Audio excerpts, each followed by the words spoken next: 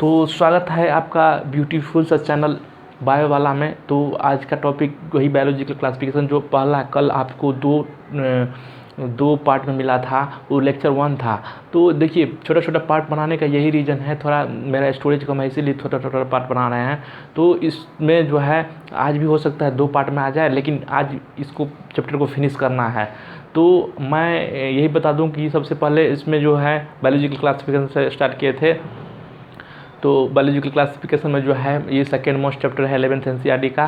तो फिर मैं बता दूं कि एक उसी को फ़ायदा हो सकता है, ये लेक्चर जो पहली बार देख रहे हैं उसको फ़ायदा बिल्कुल नहीं होने वाला है, क्योंकि एक बार जो है आप पढ़े हैं, एक बार कहीं ना कहीं से पढ़े हैं, उसके बाद एक बार NCERT के रीडिंग लगा लेंगे, उसके बाद जो आप पढ़ेंगे तो आपको 100% समझ में आएगा, एक भी क्वेश्चन नहीं छूटेगा, ये मेरा गारंटी है। जो आपको मैं पढ़ा दे रहा हूँ उसको पूरे रिटर्न कर लेंगे तो एक भी क्वेश्चन नहीं छूटेगा। आप क्वेश्चन बैंक उठा के देख लीजिएगा, आपको हर एक क्वेश्चन मिल जाएगा। ये कहीं ना कहीं मेरा लेक्चर से मिलता जुलता रहेगा। तो मैं यही बोलना चाहूँगा। चलिए सबसे पहले स्टार्ट करते हैं। सबसे पहले तो मैं पिछला रिवीजन करवा देता हूँ, उसके बाद फिर आता हूँ। तो पहले जो हम उसमें जो पढ़े थे, जो इसमें जो है बायोलॉजिकल क्लासिफिकेशन में अरिस्टोटल चाचा आए थे। अरिस्टोटल ने 2 भागों में बांटा था, प्लांट और एनिमल को। प्लांट में 3 भागों में बांटा, जिसको हर्ब, सर्ब्स, ट्री बोला था। जिसको हर्ब छोटे और सर्ब्स उसके बीच वाले, और सबसे लंबे लंबे पौधा होते हैं उसके पेड़ होते हैं उसको ट्री बोला था। उसके बाद एनिमल में 2 भागों में डिवाइड किया था, जिसमें रेड ब्लड रहेगा, जिसमें रेड ब्लड नहीं रहेगा। तो RBC प्रेजेंट, RBC एब्सेंट, जिसमें RBC प्रेजेंट रहेगा उसे इनीमा बोला, जिसको RBC प्रेजेंट नहीं रहेगा उसे एनीमा बोला। उसके बाद 2 किंगडम क्लासिफिकेशन कार्लियस लिनियस ने दिया था, जो प्लांट और एनिमल को बांटा था। तो ये अरिस्टोटल ने दिया था, तो ये लोकोमेशन के आधार पर दिया था, मॉर्फोलॉजिकल कैरेक्टर पे। तो उसमें जो है उसको 2 भागों में बांटा था। उसके बाद लिनियस आया, दो भागों में बांटा उसको, प्लांट और एनिमल को। तो उसमें भी ड्रॉबैक था। जो ड्रॉबैक ये था, जो यूनिसेलुलर मल्टीसेलुलर में डिफ्रेंशिएशन नहीं कर पाए एक मतलब, और उसके बाद जो है प्रोकैरियोटिक यूकैरियोटिक में डिफरेंस नहीं बता पाए, और फोटोसिंथेटिक नॉन फोटोसिंथेटिक, कौन जैसे बैक्टीरिया में भी फोटोसिंथेसिस करता है, जैसे ब्लू ग्रीन एल्गी, और फंजाई में भी करता है। तो ये डिफरेंस नहीं बताया, ड्रॉबैक ये था। उसके बाद 3 किंगडम क्लासिफिकेशन आया, उसमें प्रोटिस्टा को ऐड किया, प्लांटी, एनिमेलिया और प्रोटिस्टा। ये 3 किंगडम क्लासिफिकेशन था जो दिया था उसको उसके बाद 4 किंगडम क्लासिफिकेशन आया। तो 4 किंगडम क्लासिफिकेशन जो दिया था एफ कॉपलैंड ने दिया था। तो एफ कॉपलैंड ने दिया था 4 किंगडम क्लासिफिकेशन, जिसमें जो है आपको उसमें जो है बैक्टीरिया को, यानी कि प्रोकैरियोटिक यूकैरियोटिक को अलग किया था। तो उसमें डिफरेंस यही था। उसका 5 किंगडम क्लासिफिकेशन जो आपको मोस्ट इम्पोर्टेंट है, ये यहाँ से पूछता है क्योंकि ये NCERT में दिया हुआ है। तो 5 किंगडम क्लासिफिकेशन जो 1969 RS विटिकर ने दिया था, उसको मोनेरा, प्रोटिस्टा, फंजाई, एनिमिलिया, ये 5 किंगडम था। Fungi, Monera, protista, fungi, Plantae और एनिमिलिया, ये 5 किंगडम। उसके बाद 3 डोमेन में बांटा था। कार्ल्स बूज ने उसको 3 डोमेन्स में बांटा था। जो कार्ल्स बूज ने 3 डोमेन में बांटा था, उसमें जो है आर्किया यानी कि यू बैक्टीरिया, और जिसको प्रोकैरिया मतलब आर्किया यूर्किया मतलब 2 जो होता है। इसके बाद यूकेरिया में जो आया था प्लांटी, एनिमिलिया और प्रोटिस्टा। उसके बाद ये 4 आया था। उसके बाद जो है बैक्टीरिया को 2 भागों में बांटा था। बैक्टीरिया को 2 भागों में बांटने का ये रीज़न था, उसमें जो आर्की बैक्टीरिया था और यू बैक्टीरिया था। तो ये था पिछले चैप्टर, पिछले का रिवीजन तुरंत करवा दिए। उसके बाद आप नए आते हैं, इसमें नए में आते हैं जो बैक्टीरिया, स्ट्रक्चर ऑफ बैक्टीरिया का स्ट्रक्चर क्या है, कैसे होता है। तो उसमें स्ट्रक्चर ऑफ बैक्टीरिया में देखेंगे हम, जो है स्ट्रक्चर ऑफ बैक्टीरिया में जो है सबसे पहले जो हम इसमें देख लेते हैं, सबसे बाहर यानी कि सबसे बाहर ग्लाइकोकैलिक्स है। सबसे बाहर आपको ग्लाइकोकैलिक्स दिखाई दे रहा होगा, सबसे बाहर ग्लाइकोकैलिक्स। उसके बाद सेल वाल, और उसके बाद सेल मेम्ब्रेन। तो ये आपको सेल मेम्ब्रेन हो गया, ये सेल मेम्ब्रेन हो गया। उसके बाद सेल वाल हो गया, उसके बाद ग्लाइकोकैलिक्स हो गया, ये देख रहे हैं आप ग्लाइकोकैलिक्स, ग्लाइकोकैलिक्स। उसके बाद जो है तो इसमें जो है इसमें फ्लैजिला है, जो सेल मेम्ब्रेन का उभार होता है, ये फ्लैजिला होता है, सेल मेम्ब्रेन का उभार वो एक फ्लैजिला होता है। उसके बाद उसमें फिम्बरी होता है और उसके बाद सीलिया होता है। तो इसमें सेलिया भी है और फिम्बरी भी है, इसमें छोटा छोटा फिम्बरी भी होता है। तो उसके बाद जो आता है इसमें जो है फ्लैजिला कैसे होता है, इसका फ्लैजिला जो है जैसे कि ये फ्लैजिला हुआ,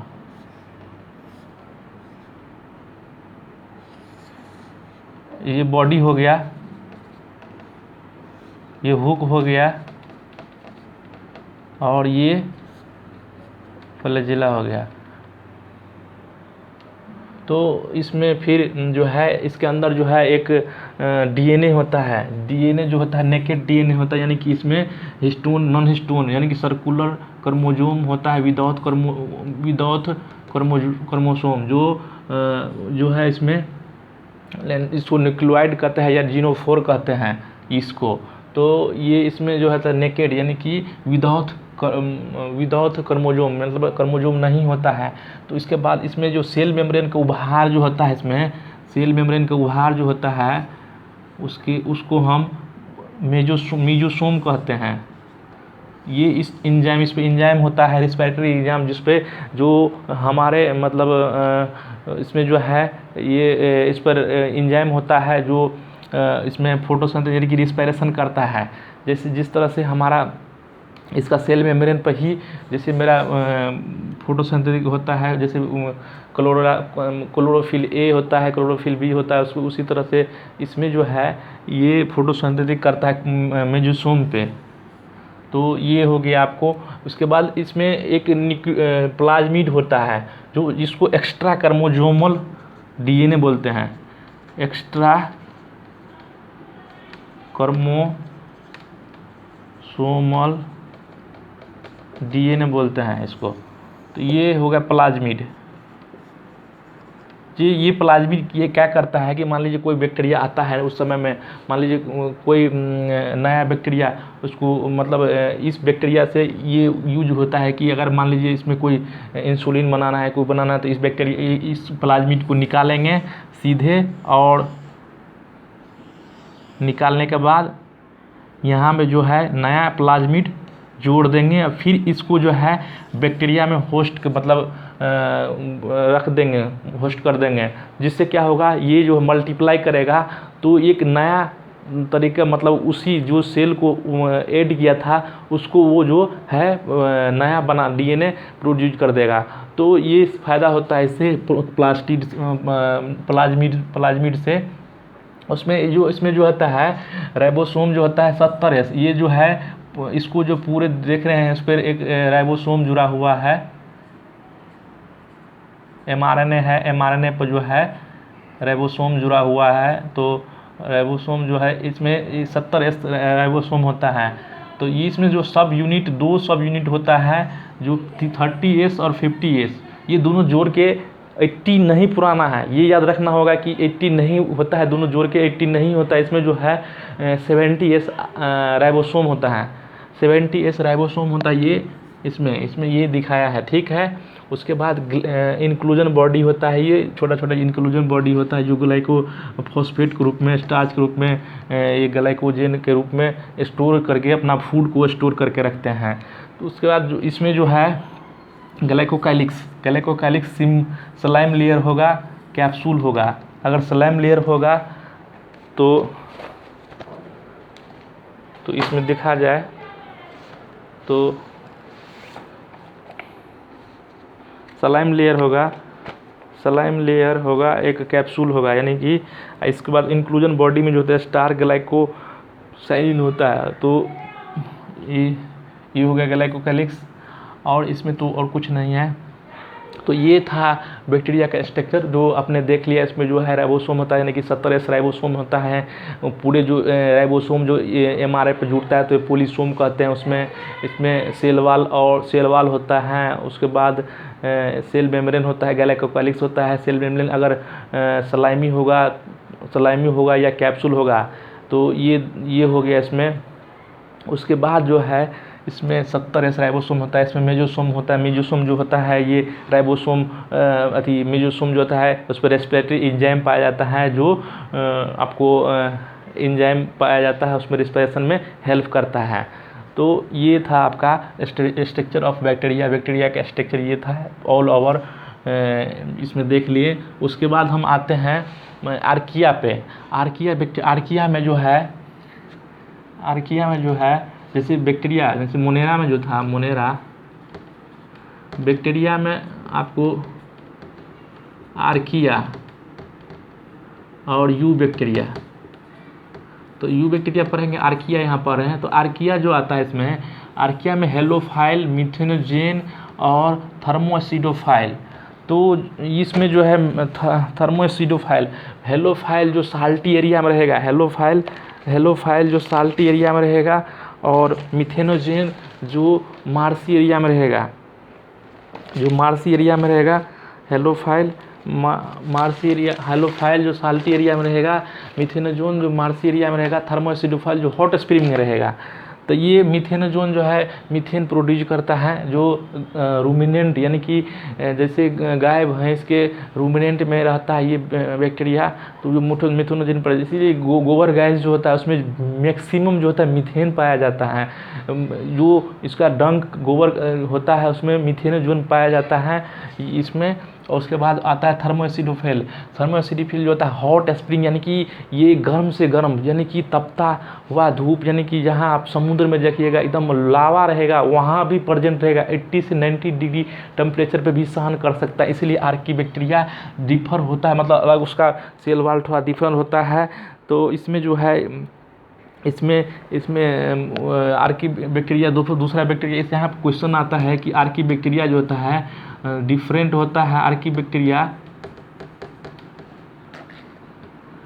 डिफर फ्रॉम अदर बैक्टीरिया, इसका रीजन क्या है? इसमें जो होता है एस लेयर होता है, जैसे मान लो एस लेयर होता है, और स्यूडोमेरीन, और उसके बाद जो होता है स्यूडोमेरीन और साइटोप्लाज्मिक मेम्ब्रेन। तो साइटोप्लाज्मिक मेम्ब्रेन तो इसमें तो सेम ही रहेगा, और बीच में एस लेयर होता है।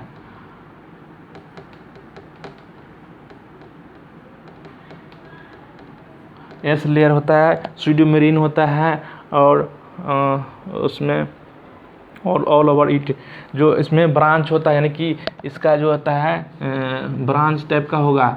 तो इसी सब के कारण जो होता है इसमें इसका जो होता है हॉट स्प्रिंग सहन करने का, मतलब ज़्यादा से ज़्यादा सहन करने का क्षमता होता है इसमें।